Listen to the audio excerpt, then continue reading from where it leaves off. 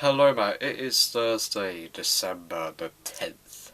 Alright, so the movie reviews are going to come later, and I'm probably not going to say anything about my life. I'm going to save all that for tomorrow, because I might ramble on quite a lot about the next two movies I'm going to review. So I'm not going to say anything like that. I'm just going to get straight on into the review before I address the point. I don't know if you can see, but you might be able to see. Wait a minute, I'll just move the camera. You might be able to see that the mirror isn't there. Reason why is because I don't even know, it just fell down the other day. We're going to put it back up at the weekend, so yeah, it looks really bare and it makes my room look a lot smaller. But to be honest though, the thing I don't get, look what was holding it up. Just 4 bits of double-sided tape. And they're not even that strong, like, look at this. I mean, it might be a few years old, but yeah, still not very strong. So, review time. Okay, so I said last week, A New Hope is my second favourite movie of all time. Now, my favourite movie of all time, is The Empire Strikes Back. Okay, so the story, the rebels have won the bitch against the Empire. They have a base on Hoth. The Empire is trying to find them. But the real reason they're trying to find him is because Darth Vader wants to find Luke because he thinks he's the son of his son. So he wants to bring him to the dark side. And then the second part of the story is Luke is trying to find Yoda to learn more about the Force because Ben Kenobi was killed in the last movie. And the third story point is the Han Solo, Leia, C-3PO and Chewbacca are trying to get to the rendezvous point. Which may think it's not really enough for a movie, but they have a lot of thrills and stuff in that adventure, and yeah, it leads to a very well paced story. Everything gets equal focus, I think, and yeah, the story's great. It's well paced, and I can see why younger audiences might get bored by it, but to be honest, I don't see how you can be bored by it. It is so good. The characters in it, I didn't really say who played the actors last time. Mark Hamill played Luke Skywalker. In episode 4 he's a bit whiny, but in this movie he's great. He's still whiny, but it's in the sense that he's learning more about the Force and everything. And that's great. I also love how he has a story arc at the start of the movie. He's really proactive and doesn't ask questions before doing stuff. At the end of the movie you can tell he's learned from his mistakes, and he learned in the harshest way possible. I'm going to move the camera a bit, it feels a bit lopsided. Yeah, he's great. Carrie Fisher as Leia, I think I said last time, she's the exact same in this movie. She's a great actor for it. Harrison Ford's Han Solo, effortlessly cool, and every time I see Harrison Ford in another role, I always see him as Han Solo. It's just what I am. Indiana Jones is great, but he's just Han Solo in my opinion. And then Darth Vader, what can I say? He is the most iconic villain of all time. I didn't really talk about him last week, but in this movie he pulls some serious punches. He kills generals like they're disposable beings. He's just on the lookout for the rebels, but all Darth Vader's in it for is getting Luke Skywalker, because the strings are being pulled by the Emperor. He's seen for one scene in the movie. And yeah, he's got a great motivation for it, and he effortlessly dark. And yeah, I think that's where this movie comes in better than A New Hope, is because it's much darker, and it takes the characters where they weren't in the last movie. And there's a couple of new characters. Lando Calrissian, played by Billy D. Williams, he is pretty much Han Solo, but a little bit more cool.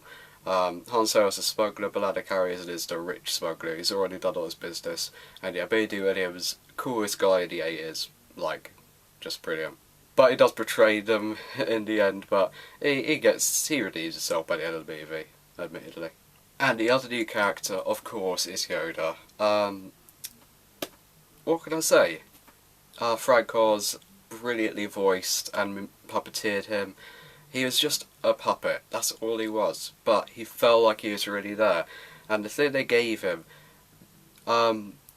size matters not, size matters not, judge me by my size, dear. That is the perfect thing for Yoda, and it just shows he's only like that tall, but yeah, he's so much character, so much brilliance to him. I adore Yoda. He's my favourite character in probably movie history. So wise, but he knows his stuff. So yeah, I think this movie has a lot of atmosphere, a lot more than New Hope, and that's another reason why I like it so much. The Dagobah scenes, Luke is the only human there, and then there's Yoda and R2-D2 with him, who like are obviously alien and a robot, but like it was just Luke, and he still made it feel remarkably real. And yeah, also C-3PO, I forgot to mention Anthony Daniels. I'd say C-3PO and R2 are the best comic relief of all time in movies. Very biased, but I'll just say they are. Score, yet again, John Williams never did a bad score for any movie. Yeah, he is the master of film scores, I think. And the twist. We all know the twist. It is probably the twist that was the mother of all twists. There was the original Planet of the Apes twist, but this one is what gave M. Night Shyamalan his inspiration.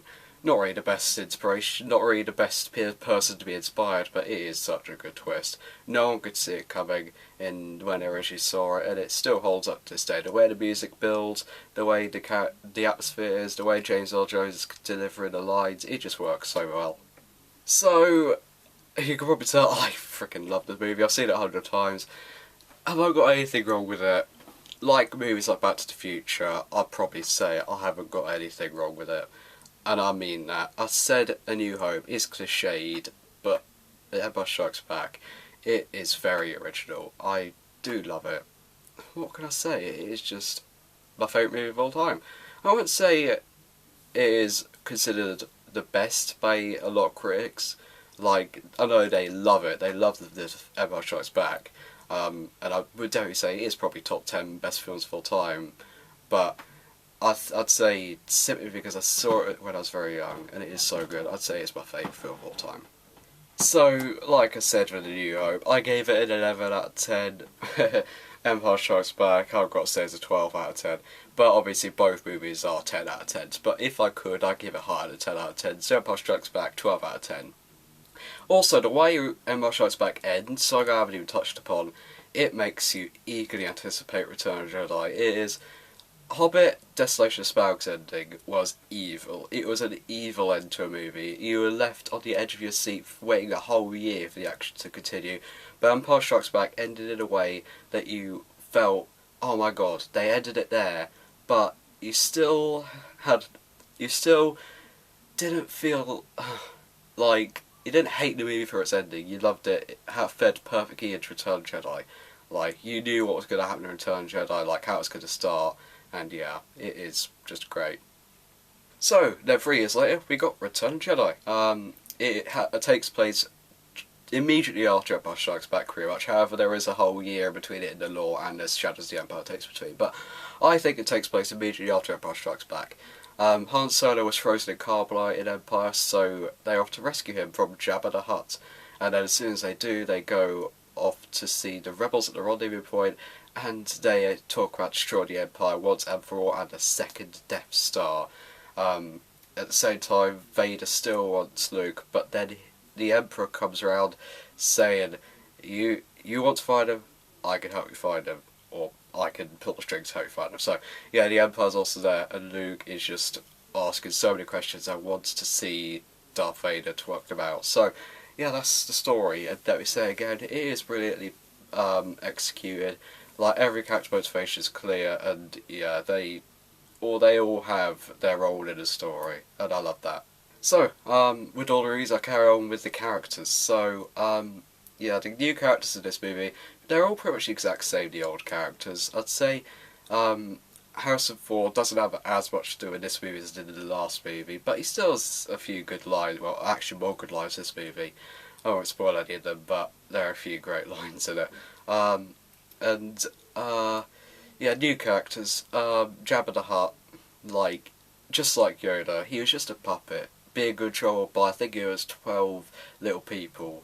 I think it was 12 anyway, but I don't know, probably 4. I don't even know how many it was, but there's quite a few small people controlling him. And, oh my god, he just works so well as a disgusting, just detestable creature, and he's just a great character as that. He is he is a side villain, but he is a great side villain. Then the Emperor, played by Ian McDiarmid. I mean, Darth Vader is evil, but the Emperor is even more evil. He's the one that pulls the strings throughout the whole movies. Ian McDiarmid, great. He's the same actor, by the way, who played him in the prequel trilogy, 16 to 21 years later, but 22 years later even.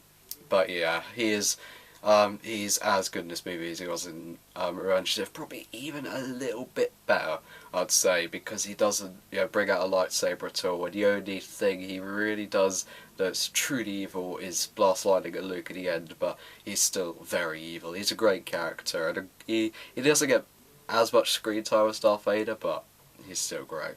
Story, I'd say it's good, but when they're on Endor to take out the shield generator for the second Death Star, I'd say his story does slow down a little bit too much. He's still got great scenes like the speeder bike chase and Luke confronting Vader. Those are two great scenes. But I'd say between the end of the speeder bike chase and when Luke goes to meet Vader, the story slows down like a lot. Characters are still great, so you're left occupied. But for that like half an hour, 20 minutes of the movie, it is quite slow. And let's talk about the elephant in the room, the Ewoks. I don't hate them as much as everyone else does.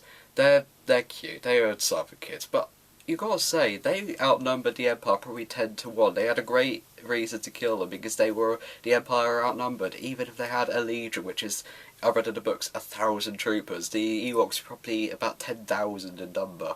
So, yeah, that's just getting that nitpick off my chest. And the only other complaint I had about the movie is the dialogue is fantastic, but the characters don't ask sensible questions.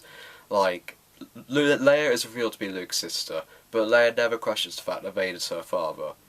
And also the fact that Lando Calrissian, turned Han Solo in, but Han never says to Lando, "You turn me in, you owe me one." He never says that. Which, yeah, I think that's probably the biggest fault in the movie. The characters don't ask simple questions. But that's made up for with the action, which is the best in this movie. The escape from the sail barge and the pit of Carcoon is great. The music builds up perfectly. Speeder bike chase is a load of fun. The Battle of Endor is great. All three parts of it. The ground battle is great. The comedic relief of C-3PO and the Ewoks, they're great. And Chewbacca, obviously. And the space battle is the best, better than the one in A New Hope. And the final confrontation between Luke, Vader, and the Emperor is fantastic. That is the best part of the movie, the confrontation between Luke, Vader, and the Emperor. I mean, it's just great. Pretty at pace, score's great, characters great, atmosphere is so amazing. The scene where Luke and Vader are walking up the steps to meet the Emperor, it is one of my favourite scenes in movie history. That. I'll probably say the score to this movie is probably the best out of all 6 movies. I mean, John Williams hits it out of the park. Every movie, but this movie is his best. Overall, I love Return of the Jedi. I like her to every Star Wars movie, even Attack of the Clones. I kind of have a secret love for, but yeah, I'd say I do love this one. It is a great movie, but I'd say the pacing issues and the questionable questions the characters ask do kind of bring the movie down just a touch. But I'd still say the confrontation between Luke, Vader and the Emperor, the action scenes and the score still make it a great movie. I'd still say 10 out of 10. Okay, Battlefield's vlog's been going on for ages, so I'm going to stop it now. I'll see you tomorrow.